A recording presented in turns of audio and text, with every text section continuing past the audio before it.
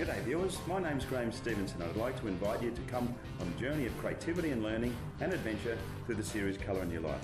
There's an artist in every family throughout the world, and a lot of the time there's an artist deep down inside all of us as well. So grab your kids, your brothers, your mothers, your aunties, your uncles, and come and see how some of the best artists in Australia do what they do.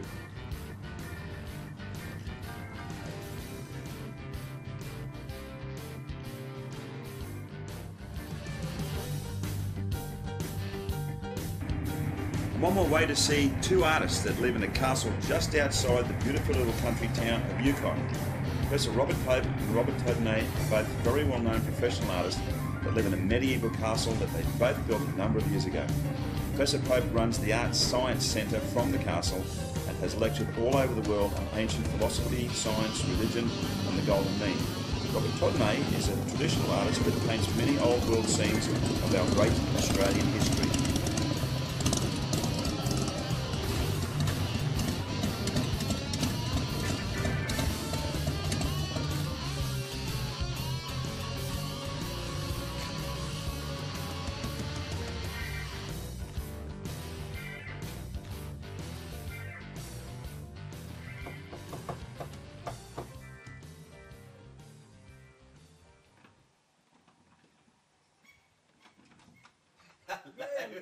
Hey, Professor Pope, how are you? Good to see you. Let's go inside. Is Robert here? Yeah. Let's go inside and have a look.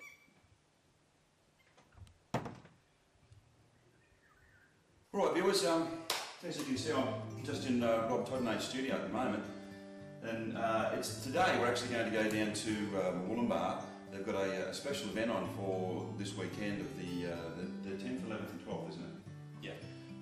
And we're going to be actually down at Speed on Tweed, which is going to be sensational, lots of the old cars, but Rob actually specialises, and he specialises in a lot of things, but Rob actually specialises in painting old historical racing cars and putting them into various scenes, particularly obviously in this area. Right, Rob, so from there, where are we going to go now as far as laying our picture out? Okay. I like to paint fairly loosely. So I start with big brushes, a thin wash of colour on the canvas, what we call an underpainting to start out with. And I don't like my picture to be too tight and illustrative. I like it to be loose and to generate Sure. you know, the look of being alive. And if you're too tight and careful about details, I find I lose that, it becomes too stiff and rigid. So I like to start out just nice and loose. Okay. So I start out usually with just using one colour. For this one I'm going to use burnt sienna as an underpainting. Okay. It's a reddish brown, nice warm, earthy sort of a tone. It gives a lot of nice warm, it's kind of a aura to your painting that's kind of earthy and traditional, which kind of suits the subject as well, the traditional old cars and things. It helps you with your warmth underneath? That's right, yeah. Okay. It comes through and affects the whole painting later on. Okay. Okay.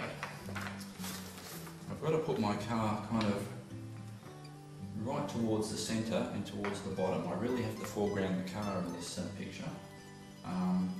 It's coming to the right, and I need to leave a bit of room behind on the left to show the car's going back around the corner. So the position of my car will be roughly maybe about like this.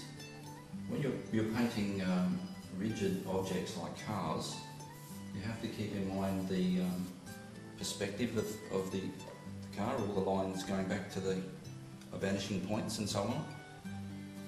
This is very much attuned to some of the techniques that the old masters would use as well. Right. Yeah, this is a very traditional way of painting. Yeah.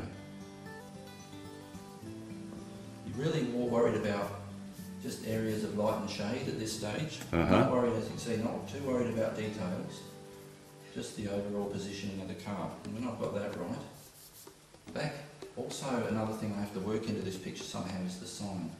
Festival of Speed on Tweed. Yeah. And to have it positioned somehow over the top of the main car. So I'm thinking I might, there are some tents back here behind here. It's quite extraordinary. On this side I want to have the guy beckoning the car to come forward. So okay. This is an action pose of some sort.